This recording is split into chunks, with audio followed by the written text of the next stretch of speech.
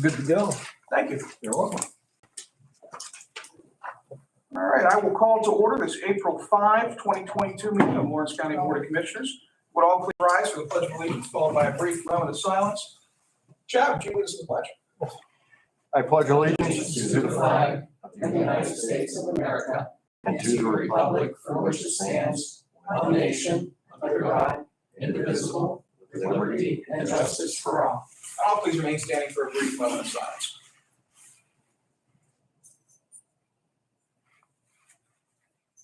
Thank you. Vanessa, please call the roll. Commissioner Seawell. Here. Commissioner Vogler, Here. Commissioner Boyd. Here. I don't know if that'll help. I thought you were gonna ask me to read the pledge. Oh, missed opportunity. I know. Actually regret that.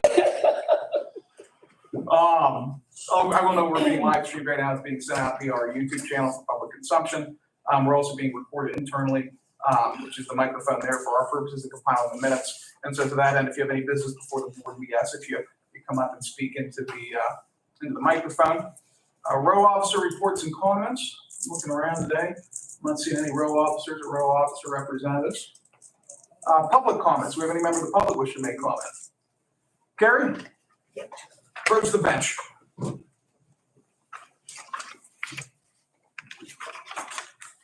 Good morning. Last week after the election board meeting, which I viewed through the video, which is a very great service, I had asked the commissioners some questions, and I later got a response from the elections director. And some of the questions were just to clarify exactly, the voter roll numbers. I want to make sure that I heard them correctly. And 2 days after the meeting, he sent me an update, and there were an additional 6,774 registrations in 2 days. So no, there weren't. The numbers that you originally have were Republicans and Democrats. Those numbers didn't factor in third parties, independents, et cetera. Thank you. That wasn't explained, so that's. Yeah, no, I just want to make sure, yeah. Why is there such a big disparity? Yep. I also, whoops, I have to check my email for some things. Also in my questions, I had asked about, in light of 2020 elections issued across the country, there's a lot of information coming out. Some of the key states like Pennsylvania, they're definitely exposing election fraud. Where that's going to lead, who knows? But I had asked, what steps our county had taken to make sure our election was secure. And, of course, Mr. Damani said that they're secure and they take great steps. But I have a map that was created by Captain Seth Keschel. He was an Army captain. And for years, as a hobby, I guess, he started predicting elections by looking at trends in voter rolls. And after the 2020 election, he put together this map of Pennsylvania. He started with the key states that were most problematic, and Pennsylvania has a lot of problems, according to his forecasts. And Lawrence County is even also in the green, that there's not clear fraud, but there's something. No, I think we're yellow. Right, you're yellow, so you're not red, but so the red means there's something really wrong with the voter rolls or the results. Lawrence County was yellow, not green. There are a few counties that appear to have no problems, but. And I'll note those counties are where that's Forest, Cameron, and Fulton, which Yes. have the combined population of the borough of New Wilmington. Yes, okay. So, well, just to interject there, there's some information coming out of Delaware County, which is the 5th largest county. They actually have two whistleblowers, and all kinds of video and audio where not only the elections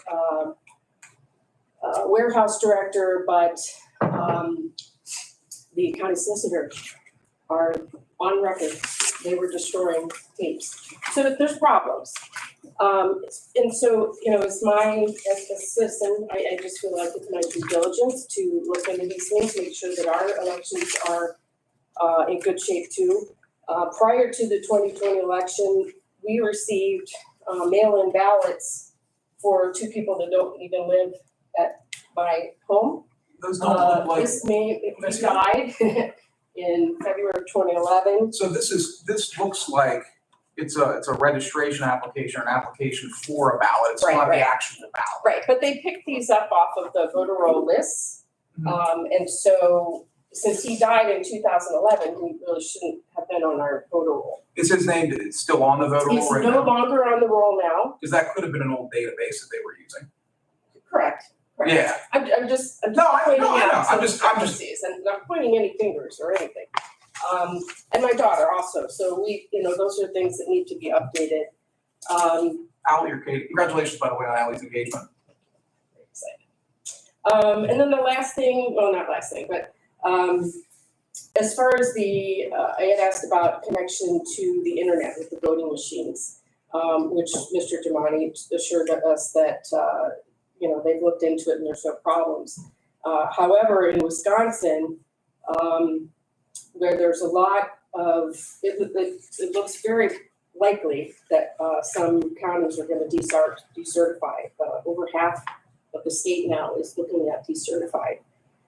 And the office of, I forget the name of this office, but one of the reports that came out is Green Bay, Wisconsin, had all ES&S machines, just like ours. And they found that all of the machines were connected to the internet at a hidden access point at a hotel across the street. So, my questioning is not to say, I think there's fraud or something going on in this office. There might be something larger that you don't even know and you're not aware of. So, I'm going to continue to take a look at the voter roll. Seth Keshel's putting together a heat map like this for our county with all the districts. So we can take a look at, do we have some districts where there's maybe some irregularities? And then my last comment is about meeting minutes.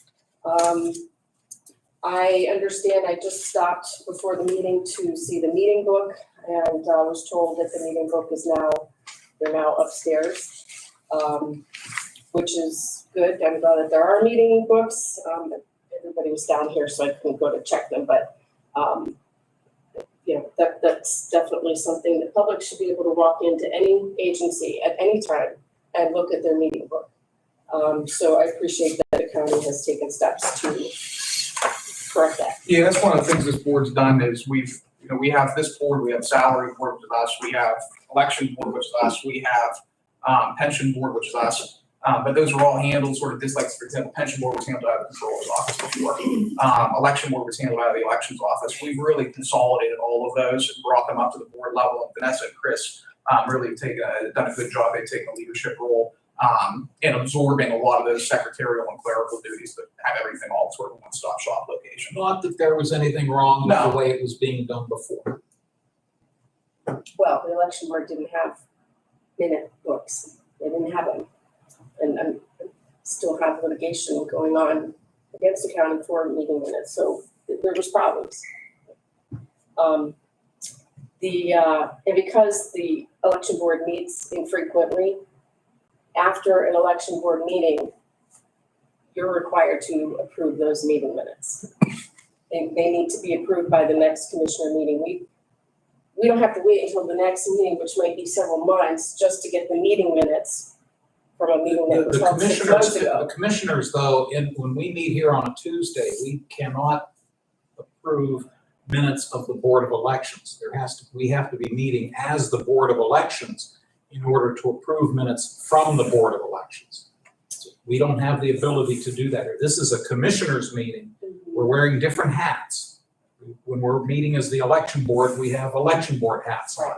Today, we're meeting as the Board of Commissioners. Maybe the rules are a little bit different for the county, but I know that in the past, I had requested auditor meeting minutes from Wilmington Township, and they only meet one day a year. And I was told that I had to wait until they met again. And that's not possible. Public cannot wait an entire year to find out what salaries were just approved. And I did find in the law that it says at the next regular supervisors meeting, they must That be would be the approved. township code. Right, that, We are governed by the county code, two Okay. different sets of so laws. I'll look into that, but again, it also seems unreasonable that we wouldn't be able to know what happened at an election board meeting if it's several months away. Well, Thank you. absolutely, like you noted too, we do have I know the minutes are a formalized document. We do have the recordings now that we are making use of in every meeting, not just board of commissioners, not just board of elections. And I'm glad that you're looking at those. I think the more people that view those, the better. Great, thank you. Sure, thank you. Any other public comments? Mike, nothing? No, sir. We have no repository properties today, no advertising bids or proposals, no receipt of bids or proposals. We do have warrant registers for March 31 and March 29. And I'll give my colleagues a minute to check those over and take a motion to accept and file warrant registers. Or not, if you don't want to.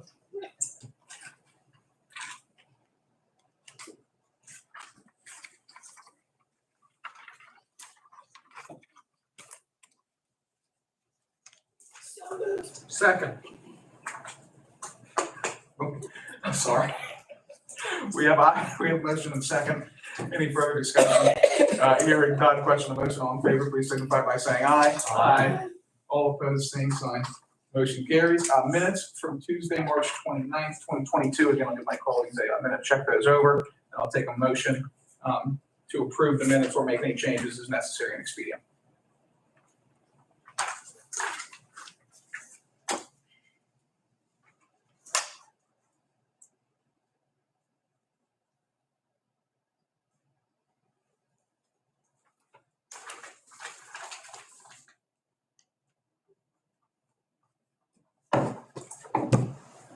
So moved. Second. We have a motion and second. Is there any further discussion? Hearing none, question on the motion. All in favor, please signify by saying aye. Aye. All opposed, same sign, motion carries.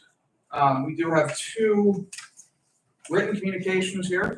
One from the North Beaver Township Municipal Authority. I'll just read the first paragraph here. This is to advise you that North Beaver Township Municipal Authority is filing an MPDES permit renewal application with DEP for its Hickory View Terrace wastewater treatment plant discharge to Hickory Run. Wastewater treatment facility is currently operating under MPDES permit large number, which will expire on November 30th, 2022. They provide a site map, which is somewhere.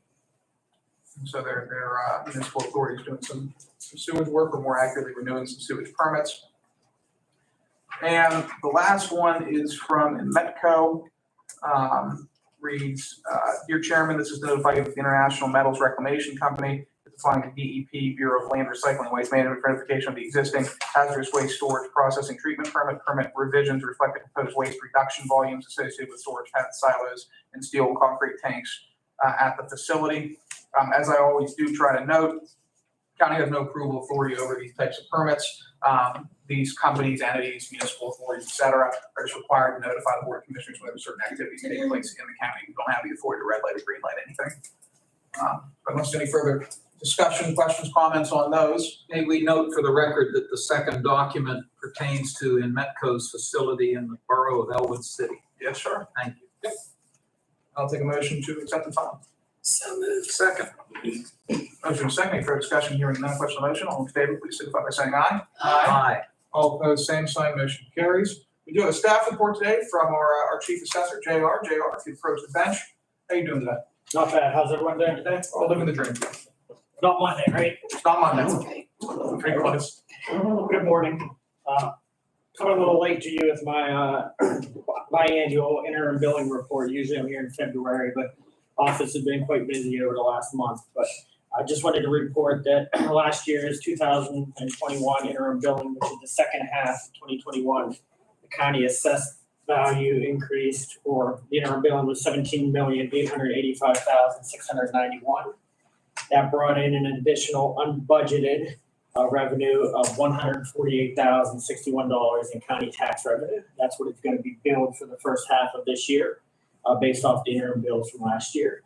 Keep in mind to all the property owners, because we get this question quite a bit, this is really a 2021 tax. We assessed it in 2021, we're billing it in 2022 to give the tax collectors and the treasurer a 60-day discount, 60-day face period, so everyone can pay their portion at the right time. That's a very popular question because they think they're getting double dipped because they're getting their county bill and then a month later they're getting an interim bill. This is a bill from the last half of 2021. Keep in mind, these numbers are just the county portion. We have a few municipalities and 8 of our 9 school districts, Blackhawk being the lone one that does not do interim billing, but they only have the one municipality that also send out interim bills. So I do want to also report that this has been about $1.5 million in assessment over the life of the interim bill, which brings in over $250,000 of unbudgeted revenue since the onset of this. So we've done a lot recently. I'm sorry, 1.5 million of unbudgeted revenue, 238 million of assessment. I apologize on that. And the last thing I want to mention about this, we started a project under the previous Board of Commissioners, the sketch detection project. The county paid a firm, Evaluator Services and Technology, $150,000 to canvass the county throughout aerial imagery.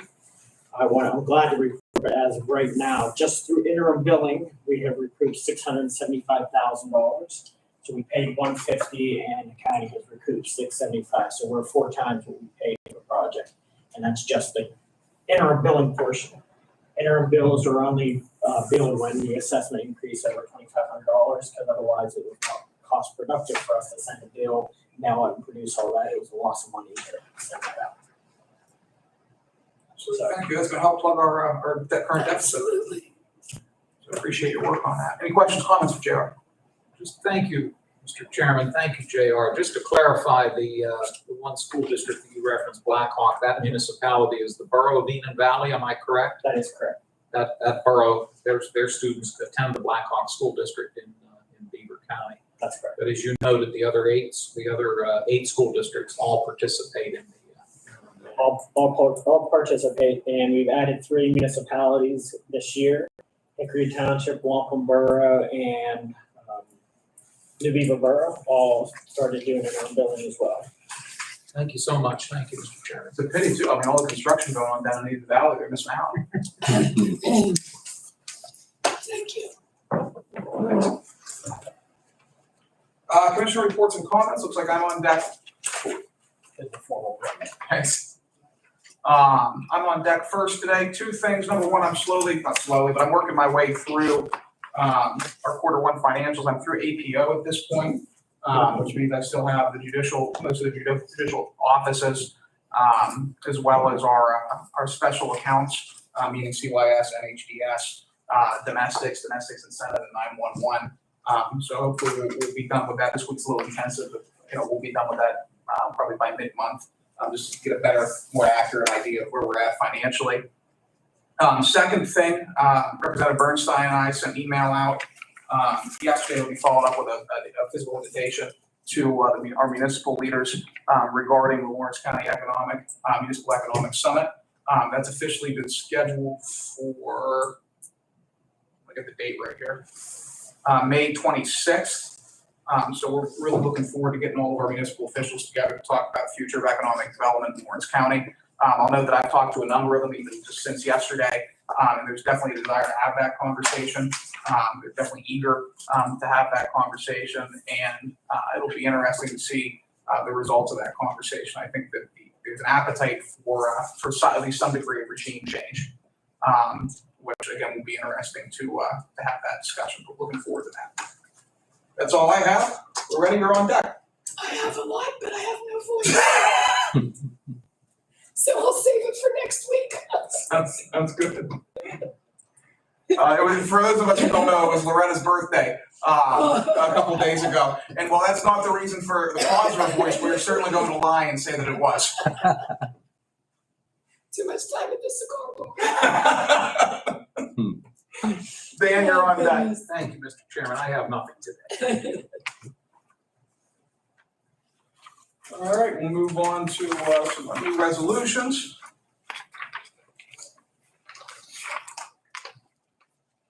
Up first, we have resolution 2022-74. 74. 74. make sure here we got we got a revenue expense. The front of the sheet just showed the expense account increase. I want to make sure that revenue account increased as well. But this is just very simply, we received roughly a little under $10,000 for CDBG admin, county administration for our 2022 budget. And that's coming from fiscal year 2016. Again, this is just sort of a CDBG. It's just a clerical amendment, good more dollars, additional dollars that we've received. Questions, comments on that? All right, I will take a motion to approve 2022-74. So moved. Second. We have motion and second. Is there any further discussion? Hearing none. Question on the motion. Vanessa, please call the roll. Commissioner Steelvogel, Yes. Commissioner Vogler? Yes. Commissioner Boyd? Yes. Motion carries. Thank you. Up next, Budget Amendment 75. This relates to the DA forfeitures account. This account, I purposely in the budget left it at zero just because the account randomly fluctuates. There might be years when we get nothing. There might be years when we get $250,000. And so this specific right now, we received $30,000 into that fund. So what we're doing is we're just adjusting the budget to account for the increased revenues in that fund. Any questions or comments on this? I do have a question. We got. As you noted, the front portion, the resolution portion does say $30,000. If you flip it over, it says $30,762. Should the resolution reflect the additional $762? Yes. Thank you.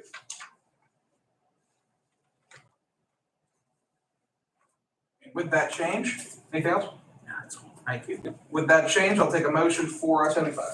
So moved. Second as corrected. We have motion second. Any further discussion here? None. Question on the motion. Vanessa, please call the roll. Commissioner Steelvogel, Yes. Commissioner Vogler? Yes. Commissioner Boyd? Yes. Motion carries. Thank you. 76. Again, this is another one of the DA's accounts. The DA's got like 5 or 6 different accounts. This is for our Drug Enforcement Agency Task Force Officer.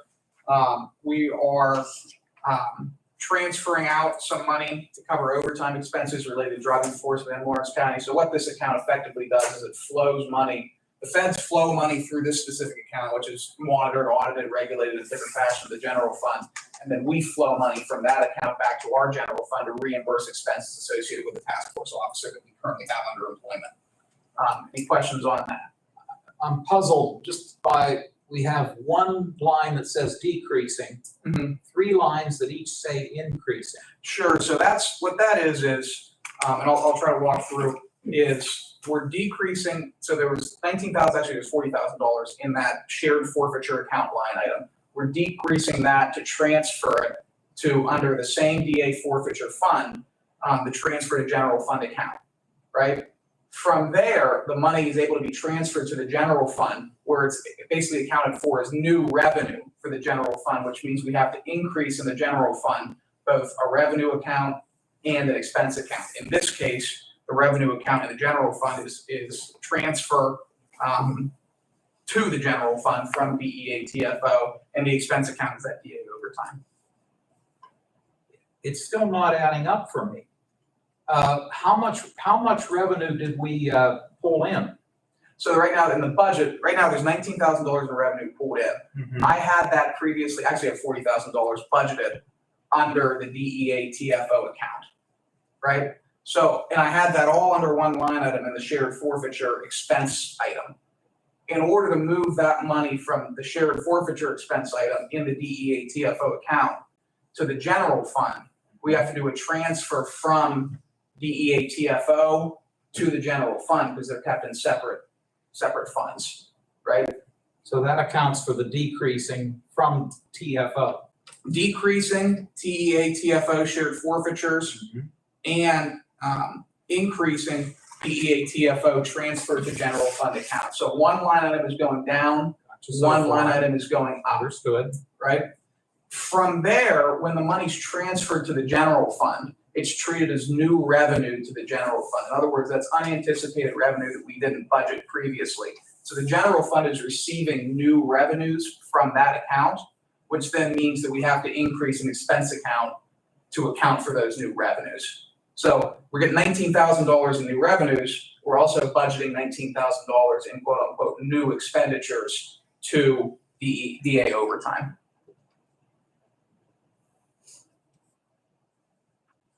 Do you follow that? No. I'm looking for the decrease as well. Yeah, Where did it come from? It seems you would have to then take the money from the general fund transfer. You'd have to decrease that to increase the overtime account. no, because it's new revenue. So, But your new revenue, you're still removing. but it's not budgeted. So there's revenue accounts and there's expense accounts, right? For example, I'm gonna say there's $5 in tax revenue, that means there has to be a corresponding $5 in salary of commissioners, right? Revenues have to equal expenses in our budget, that's state law, you have to have the balanced budget. When we're getting new revenue from it would be effectively the same thing as if we received, a grant that we weren't anticipating. And if you'll notice on those transfers, we'll increase the revenue account attributable to a grant, and let's say it's a planning grant. At that point, we'll also increase grants and programs, right? So you've got two increases in one go, one revenue and one expense, right? Because again, they have to equal. In this specific, in the DEA TFO, we're increasing one expense and decreasing another expense. So it still stays flat. In other words, the $19,000 increase in transfer to general fund is equal to the $19,000 decrease in the shared forfeitures line item. In the general fund, we're increasing a revenue item and increasing an expense item as opposed to equalizing expenses. I'm still missing how it all balances out at the end, but, Trust me on this one? Just trust me on this one. I'll take a motion to approve 2022 as. Trust you too. Thank you. So moved. Second. We have a motion and a second. Is there any further discussion? Hearing none, question on the motion. Vanessa, please call the roll. Commissioner Steelvogel, Yes, Commissioner Vogler, yes. Commissioner Boyd. Yes, Motion carries. thank you. you'll have to give us a tutorial after. I'll show you the how it all works, yeah.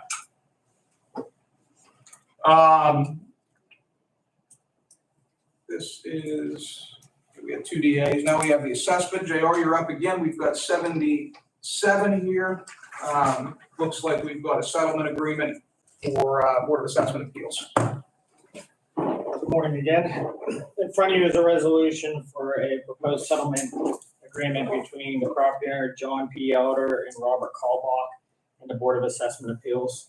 The property owners filed an appeal for the property located in Wilmington Borough. It's a 5-unit apartment complex. They came to the board with an appraisal that the board rejected, but they filed up to the Common Pleas Court. A settlement between the taxing bodies occurred, to which the settlement number is in front of you.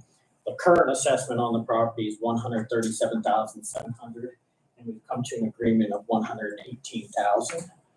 Since this is an income stream property, it's a pretty cut and dry case and argument. So the taxing bodies felt comfortable with the settlement proposal. You know what the next question is? What's that? The other guys approve it? No one really intervened, so no one has to approve it. Wilmington Borough does not have a real estate tax. New Wellington Borough. New Wilmington Borough. Thank you. And Wilmington School District didn't technically intervene. We did discuss with them and they were okay with it, but they don't have to sign off on it because they didn't intervene in I the see, so actual the court school case. board doesn't have to vote on it. So just down to us and the Board of Appeals, and the board is already, But the school district is aware of it. yes, they are. Loretta, any questions? There was an appraisal submitted by the property owner, so that makes the settlement a lot easier when they come prepared with appraisal. Wonder who you're talking about. I'll take a motion to approve 77. So moved. Second. Motion is second. Is there any further discussion? Hearing none, question on the motion. Vanessa, please call the roll. Commissioner Steelvogel, Yes. Commissioner Vogler, Yes. Commissioner Boyd. Yes. Motion carries. Thank you. Next So one. can I ask him a technical question? Yeah. And I should know the answer to this, I apologize. When you, when it does go up to the courts and then you reach a compromise settlement, does it circle back first to your Board of Assessment Appeals, or does it go directly to the three, or in this case, the one taxing body? But does it go to the Board of Assessment Appeals prior to coming to the three? The board don't gotta take any formal action on it because they have nothing to gain or lose, the taxing bodies. Okay, Because it is their tax revenue.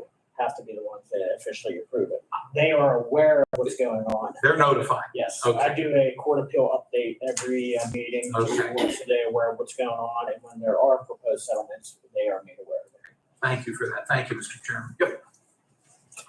Enjoy your day. Thank you. Always do. Thanks, Joe. Good to see you. Next, we have Mike for a CYS resolution for discussion of possible approval of Justice Crawford, the Seawell Program. This is a great program. Actually, we have this for all employees. How you doing today? Good. What we got going on? Well, like I said, it's a resolution for Justice Crawford to attend the University of Pitt to the Seawell Program. She's been employed for 5 years and a month. She's one of our senior employees, and she was promoted to a supervisor in March. Great. And I'll note that under this program, what this is employees of the county get to go and basically attain a master's degree in social work through the University of Pittsburgh. While they're at school, the state reimburses our expenses associated with paying their salary at 95%. So in other words, we only have to cover 5% of the cost. She gets effectively a free master's degree. She's got to work for us for X amount of years after the Yeah. program. Equal to the same amount of time she was. Yep. And we get a skilled or a greater skilled employee in return. So it really works out for the best of everyone. Right. Note that Seawell stands for Child Welfare Education and Leadership Program. Thank you. Yes, Any questions, comments on that? it's an excellent. I'll take a motion to approve 78. So moved. Second, we have motion second. Is there any further discussion? Hearing none. Question on the motion, Vanessa, please call the roll. Commissioner Spielvogel? Yes, Commissioner Vogler? Yes. Commissioner Boyd? Yes. Motion carries. Thanks. All right, thanks. thank you. Thanks, Mike. Next, we have Chad. I can tell that Fran wrote this one.